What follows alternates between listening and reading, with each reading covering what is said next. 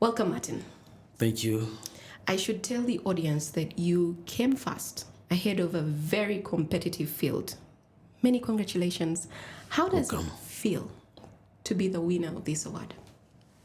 Actually, if you are declared to be a winner, automatically you have to remove all the sadness moments on you, and you laugh and you shout. I didn't know how many people submitted their work on a climate change category until when we reached to the final moment, when I heard that the people which I was competing with, some they were coming from Western Uganda, very far. For me, I thought that they are around here. So, and they told me that on a climate change category, we were very many. Yes. That's what they told me. But 3 went direct to the finals until when they declared me. So, you have to celebrate among all the people who were selected, who submitted their work. So I felt very happy, and I praised the Lord. First of all, I'm born again. I had to praise the Lord because among all in all the different people, different journalists, I was selected to be the winner. So I felt very happy. You looked very calm and collected. I was there and I was watching you, and you were just very gently. You didn't look excited. On that day? Yes, you just looked well put together. Actually, I cannot say that I knew what would be happen, but I was believing in myself that what I did or what I covered was right and was direct to the public, and it has a very, very great information and message. How did you hear about the Climate Change Reporting Award from the African Center for Media Excellence? In different ways. I can tell you that in 2023, I escorted my editor. They were African Center Media Awards. They were declaring the winners in 2023. Then I went with him. I found my fellow journalists, the one I know, getting awards. And I asked myself, even I can participate in this. And I told my editor, next year, I will be among them. So in 2024, I participated, and I got, and I won award of best reporting journalist in agriculture. Then 2025, that's where I got this one of climate change. How did you hear about it? In 2 ways. First, it was a tip from my fellow journalist. Second, I decided to go direct to their website to discover about this more. Yeah. You know, you have such a strong and expressive voice, and I honestly, I love how it started the entire documentary and just drew all of us in to listen. Where do you come from? Is Uganda your first? I must mean to assume you come from Central, no, to you, but your name, Amayiko. And am I pronouncing it right? Amayiko. Where is that from? Wow, thank you. Actually, it is still confusing people. And you got confused about my name. But I'm from Kenya. I'm Anita Sot from Kenya. My grandpapa came from Kenya. He was called Losio Owuta. And when he reached to Mukono district is where I got married, and my father was produced from there, Mukono district. Is elect now, is called Owuta John. Then, for me, I was produced here in Uganda, but originally, we are supposed to come from Kenya. And I always go there to meet my relatives. They are there. But I'm Juanita Sot. But it's confusing people. Even I'm confused. Because I anchor news in Luganda language, the Itoset guy. I anchor news in Luganda language. So I cannot say that this one is a new. It's not new. But because I was born here in the Central, I grew up here, I studied and I understood Luganda very well. That's why when I speak my Luganda, you cannot even say that this guy is not a Muganda. Dialect you say is a Muganda, but originally, I'm one Iteswati. I'm going to ask you to do something for me. When you're anchoring the bulletin, how do you usually start? Use your news anchor voice. And then say your name and pronounce it in that way. Okay. In Luganda? The way you do it. Okay. Ziweze sawa satu ez'okumakya g'olunaku olwaleero mwasuze mutendo bannaffe abatuwuliriza amawulire mubujjuvu ku sseddume Radio Simba nga nze Martin Amayiko Kigongo. Have you heard the name Kigongo? Yes. Yes. Let me also explain just a bit about that name Kigongo. I was given a job to anchor news in Uganda, but I'm one Itesot. So my boss told me, you are in Uganda, the Uganda people will get confused. Oh, what exactly your name's Amayiko? Oh, no, yes, Amayiko means. Please, will you be able to use Amayiko in your names as you are anchoring the Uganda Britain? So he told me, please try to get another name too. Another name to add on this too. So I decided to get the name Kigongo. Kigongo, you will never find Kigongo name in all my documents. It's not there, and it's not my name, and even my national ID, it's not there. But I use it to make money here in Uganda. What does Amayiko mean? Amayiko means peace and reconciliation. It's a peace name from Teso clan tribe. Yeah. So your name is read out at the awards as the winner. You come and you pick the award, and I told you were looking very gentlemanly and very calm, and you walk back to your seat. What happened after? What happened when you got back home? What happened when you got back to the newsroom the next day? Was there a recognition of your award, your win?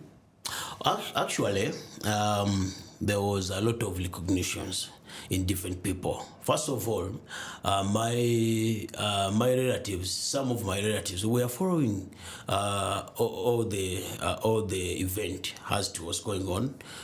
They were on one of the television. They were following, and they had people reading my name, and even my mother was on the television watching.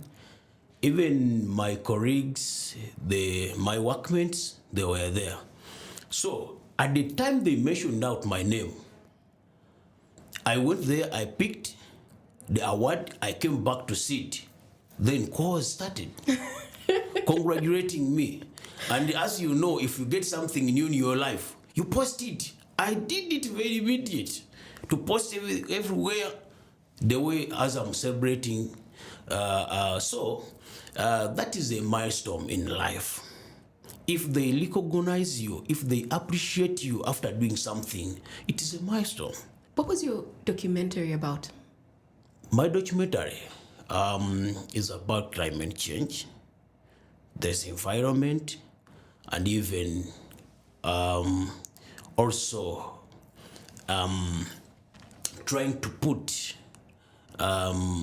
to try to address the issue of nature-based solution, that you can do this than doing this. This one can harm your life. This one is best, or this one is better, please. So I covered this documentary was on climate change, and I covered it somewhere. I think you asked me, I will tell you where. Tell me. I went to Mityana district. The village is called Jingo. It is located in Busubizi. It is Busubizi sub-county. Actually, for them, they call it ward, Busubizi ward. Mm-hmm. That is Mityana municipality. That's where I covered that documentary, and it was about to it was on Nkambwe Forest. That forest had over 300 acres of land, but was all destroyed by people. They were looking for something, as you understand, people. So after cutting all the trees, a lot of problems, a lot of challenge. The villagers faced a lot of problems, a lot of challenges in life. They were all coming from climate change. Do you know the effects of climate change? If they cut down, because that forest, let me say, was very, very important to over 3 sub-counties in the Mitiana district in different ways. Yeah. How were the communities affected? The communities, you know, when you are covering the documentary, if you go back and listen them, all the 3 episodes, the first episode, it has a very heavy content, because since it is the first one, you have to bring out all the information so that these the last 2 episodes can be understood. But the first one, when you go there, you ask the residents, please tell me, how was the situation before the problem? So the history. The history. So they had to narrate the history of Nkambwe Forest, how beautiful it was. It was a green forest. Everything was there. Life was there. They were able to get rainfall in its real season. But there's a problem came. The problem came after 1986 war. You remember that war, which brought this government into the power. So when people came out from the war, they had to look something to survive. What they did, they went direct to the forest and cut down every tree they find there. So these residents, they faced a lot of problems, like storms, floods, the heavy winds, the seasons changed. They were not able to get food or to do agriculture in the real seasons, which they used to do before cutting down the trees. So they faced a lot of problems. Even there were a lot of sunshine, and even their animals started dying because they were not able to get rainfall or water and other things. So they were facing a lot of problems. By the time when I went there to do the story with them. You know, when people talk about climate change, a lot of people just say, but isn't that environmental degradation? Why are we relating it to climate change? How do we know that there's actually climate change? There's environmental degradation, as you've said. But some people, they just focus on that only. But climate change, it has different roots. When you go and destroy the forest, you can see the effects of climate change. When you go and destroy the rock or the hill, you can see the effects of climate change. So in my story, when you listen it very well, you hear that there were changes, a lot of changes in what used to be there before cutting down the trees. How? Heavy rainfall. The heavy rainfall came with storms. These storms were supposed to be stopped by the trees, which were in that forest. But since the forest was already destructed, the heavy winds were coming, the heavy storms were just coming direct to the people, and they were affected a lot. And the sunshine, changes in the agriculture seasons, these are all the results of climate change. When you Well, I didn't tell you. They even in the same forest.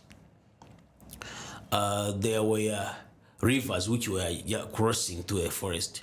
Do you know that they got dried up? What made you want to tell this particular story? What made me? First of all, I will tell you that environment, agriculture, and the climate change, I take those three items as my DNA. If I see someone destroying environment in any way which is not proper, please, I cannot sit. I do this because since I was growing, I was seeing my father was doing the same, because my father was a chief, a Gombora chief. So the Gombora chief from Kenya? No. I told you that my father was born here. Yes. That's what So was a Gombora chief. That is Nakisuga Sabuka Wonte. It is in Mukono district. So he used to fight against those people who were destroying environment. You know, these things so pouring soil onto the wetlands, it has not started today. They were there before. But people, the old people, were used to understand that they have to keep wetlands. But in this generation, for them, they are destroying each and everything they see. Even they can even destroy the ponds or the water pond, the road, putting what they want. So I used that interest. I was studying a lot on my father. So when I came up, growing, studying other things, then I came up to be a journalist. What I did is I decided to take environment, agriculture, and climate change as my beat area. Then to focus on them, to see how I can pass great information to the people, to understand that it is good to protect the environment, in order to avoid the climate change effects. So I'm there. That's my area. If you weren't a journalist, what would you be? Sorry? If you weren't a journalist, what would you be? It's an interesting question. When I take you back, when I joined my senior one, and that was 2008, I think. By the time I joined my senior one, I started being a comedian. And I used to write different dramas, different skits. I trained people. I also engaged myself in acting. And I can tell you that by the time I left my secondary school, from senior 1 to senior 6, there's no any house won in MDD except the one where which you I were. was. Yeah, and that is Kagoto. Does this skill that you have, sorry? Does this skill in comedy, does it translate into, in any way, in your journalist work? The comedy? Yes.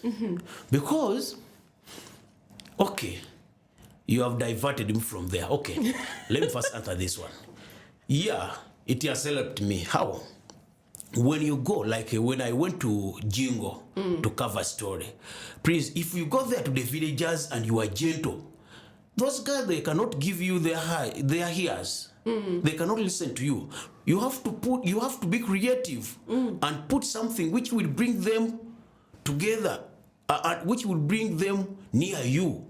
You have to sound like someone who's joking. You bring some skits like that. When you gather them, they laugh, they do it. When they after gathering, then you go direct to the business. So comedy and my drama has also enabled me to do your storytelling, to do my stories, to do my journalism. In other, yes, you have to focus and to be on the direct to the business, but you have to first bring those things, because these villagers, they are not your brother, they are not your sister. You have found them, they are new.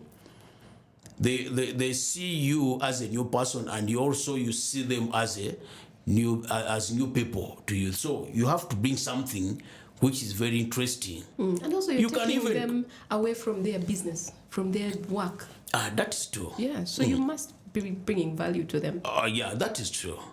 Good. Okay. We were speaking earlier, and you mentioned some of the challenges with doing things like what you did, this documentary. That's very impactful. What are some of the biggest problems you found along the way as you were trying to tell this story of Nkambwe Forest? Oh, okay.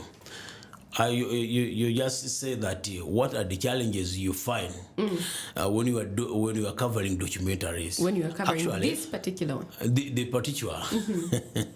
Actually, the first one, funding. Doing a documentary, you put a lot. Yeah. You spend a lot. First of all, if we get a tip that in this village there's what you need, what you have to do is to find how we will reach there. That is Mityana district. I don't think that I went to Mityana town. Jingo village, it is in very, very deep area where a car cannot even reach there. So you have to use a car coming from Kampala to Mityana. Then when you reach to Mityana, use a boda. Remember, you don't know where Jingo village is. You don't know. You have to get someone, a boda guy, to lead you. You see, you are spending. Yep. And again, covering a documentary, you should not go and spend there only one day. You cannot get what you want. Yeah. A documentary. You can't rush it. That is true. So I had to spend there 4 days. During the day, I go. I look for what I want to do my interviews. They have to take you to where the forest was. And also to see what is new going on. Are they reforestating or not? You have to escort each and everything, to see each and everything. Why? Because you have to narrate a point to a point, a word to a word. Yeah. So that you bring all the information to be important to the public. If I'm listening to it, I need to be able to be walking in that forest with you, right? That is true. That's true. I think, actually, I don't know whether you got a chance and listen to the document. I did. They are in audio, but as you are listening them, you are like you are like watching a video. You remember? Yeah. Because sometimes there's a part where I say, now I'm moving with villagers, going direct to where Nkambwe Forest was. You had to hear something, then you imaginize them. Yep. To see like someone who is going there, footsteps and other things. So funding is one of the challenging issue. And another challenging issue is to convince the public or the residents to give you what you want. Those people, for them, they think that there is someone you've been sent by someone to come to spy them. The villagers, but you have to convince them. You have to build their trust. That is true. So it's one of the challenges. And another thing, you find poverty in the people. You cannot bring people to sit with you and spend there 4 hours discussing, getting information from them without giving them anything. So for them, they expect something from you. If I'm listening to you now and I'm thinking, where do I find Martin's documentary so I can listen to it? I wasn't listening when it ran on Radio Simba that day. Where do we find it? Okay, thank you. I have a lot of pain in my heart. And I thank the African Center for Media Excellence for what they did. For me, I thought that what I did was to end from there. But when I heard that there is a competition, I decided to submit my work. And again now, I don't know who can handle my hand to support me so that all what I'm doing can be aired and can be heard everywhere. Because there's a lot of information and the public need to listen to them. You get me? So, that question, I will say that you not find my documentary We will not anywhere. find your hard work. And they're all in my archives, in my own archives. That is the problem I have. And if I get some support where I can put my work, because they have to be heard. There are a lot of information in them. But when you go to the websites of our radio station, they are not there. They are not there. That is true. That's why that's why I'm saying that there's a pain into my heart, because the information, because I struggle to cover. Even if I didn't cover this documentary alone. Yes, I went alone, but there were some support from the organization. You didn't ask me about that. There's a organization called Farm Radio International. I don't know whether I know Farm Radio. Farm Radio International. Yeah, they are the one. They brought a lecturer from Canada, and there's the one who trained me how to do the radio documentary. So they are the one who supported me to go and cover that documentary in the Jingo area. So you will not find my documentary anywhere, but I believe one day I put them somewhere, because I still have them in my archive. On that very sad moment, do you want to close this podcast? No. Yes. Unless you have something else to tell me. Okay. What I can say, I'm still strong, and I'm still covering the documentaries. And another thing, I'm still in the position to inform the public about climate change, because it's my DNA. And we need to make sure you become that trainer that you want to be. That's true. And another point which another issue which I can point out is, if there is an opportunity, because now I'm on a diploma, as I told you, if there is an opportunity how I can add on my studies to get a degree, whether in the environment, whether in studying about the climate change and other issues, there, I'm ready. And I'm in position waiting for that opportunity. And I know that Makerere University is currently working to develop a climate change reporting curriculum for journalists. So I think that's a good place to start. That's okay.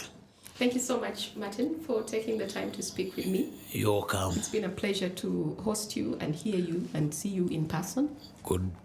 Great. Thank you so much for your time.